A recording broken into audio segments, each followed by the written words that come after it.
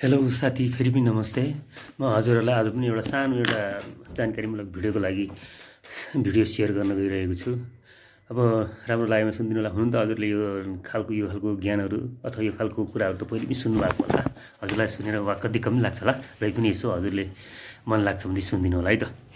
अब हामी एकदमै सानो काम भएन अथवा आफूले भनेको जस्तो भएन अथवा चित्तबुझ्दो जस्तो कुराहरू भएन भने एकदमै धेरै रिसाइरहेका हुन्छौँ।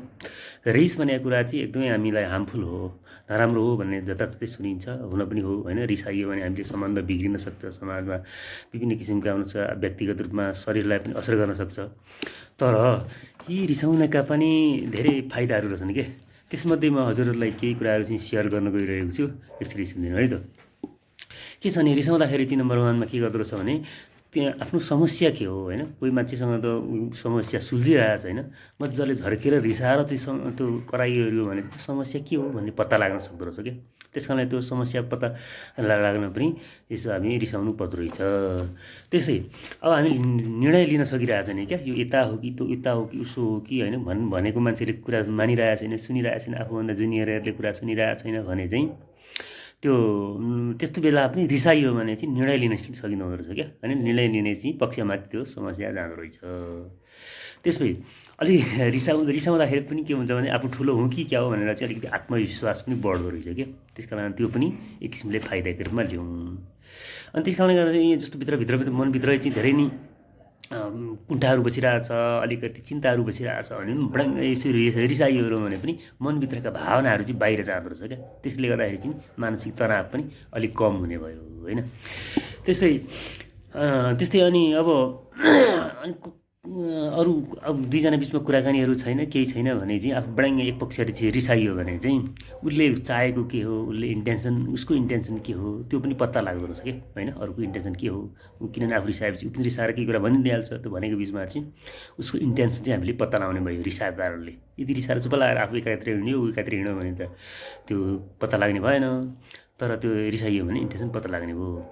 त्यस्तै अब अलिकति धेरै सानो बच्चालाई त होइन, र पनि 7-8 वर्षको बच्चाहरूलाई चाहिँ हामीले केही काम लिनु पऱ्यो भने चाहिँ अलिकति कराएर अथवा रिसाए जस्तो गरेर एक्टिङ गरेर पनि भनियो भने केटाकेटीहरूले अलिकति मानिदिने भयो कि है। यसरी चाहिँ रिसका पनि निकै फाइदाहरू रहेछन्। अरू पनि धेरै छन् होला। मेरो भिडियो अहिलेसम्म सुनिदिनु भएकोमा धेरै धेरै धन्यवाद। मन परेमा चाहिँ लाइक सेयर कमेन्ट गरिदिनु होला है त। हस्, धन्यवाद। हेलो साथीहरू, नमस्ते। आज म सधैँ झैँ हजुरहरूलाई एउटा सानो जानकारीमूलक अझै पनि एउटा भिडियो बनाउन गइरहेको छु। हजुरहरूलाई यो मन पऱ्यो भने चाहिँ लाइक सेयर कमेन्ट गर्न सक्नुहुन्छ, नत्र यसो हेरिदिन सक्नुहुन्छ है त। हामी समाजमा विभिन्न ठाउँमा देखिरहेको छौँ। हामी पनि आफै कहिले रुनलाई चाहिँ एकदम गाह्रो मानिरहेका हुन्छौँ क्या। जन्सार अझै केटो मान्छेहरू त रुन धेरै गाह्रो हुन्छ है भन्ने सुनिन्छ। हामी रुन हत्तपत्त सक्दैनौँ। लेडिजहरू त अलिक छिटो रुन सक्नुहुन्छ। यो रुनुका चाहिँ धेरैवटा फाइदाहरू छन्, सयौँ फाइदाहरू छन् होइन। त्यही पनि म एक दुईवटा चाहिँ हजुरहरूलाई चाहिँ सेयर गर्न चाहन्छु है त। यदि रोयो भने चाहिँ हामीलाई तनाव भइरहेछ भने यो तनावका हर्मोनहरू चाहिँ तनाव चाहिँ कम हुने गर्दछ। त्यसैले गर्दाखेरि चाहिँ हामीले रुनुलाई निकै फाइदा रहेछ। नकारात्मक टक्सिनहरू चाहिँ हामी आँसुको माध्यमबाट बाहिर झर्दो रहेछ। त्यसले गर्दा पनि हामी रुनुको फाइदा छ। त्यस्तै अब मुड हामीलाई त्यस्तो खराब भइरहेछ, मुड चाहिँ अपसेट भइरहेछ भने पनि त्यो अपसेटबाट चाहिँ हामी बाहिर आउन सक्छौँ। त्यसैले रुनुको फाइदा रहेछ।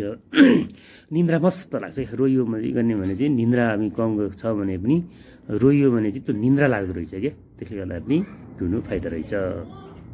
अनि आँसु हामी रुँदाखेरि आँसुहरू त अवश्य झर्छ।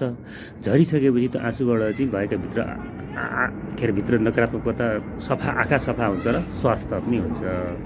त्यस्तै अब जस्तै हामी कहीँ गएर चाहिँ अब परिवारमा कहीँ गएर पनि सँगसँगै रोइयो भने पनि अथवा अरूलाई दुःख परेको ठाउँमा पनि हामी पनि त्यो गरेर सँगसँगै रोइयो भने पनि सामाजिक सद्भाव अथवा सम्बन्ध रिलेसनहरूले पनि रुवाइलेबाट पनि राम्रो गर्दो रहेछ, मजबुत गर्दो रहेछ है त। हस्त साथीहरू, धन्यवाद।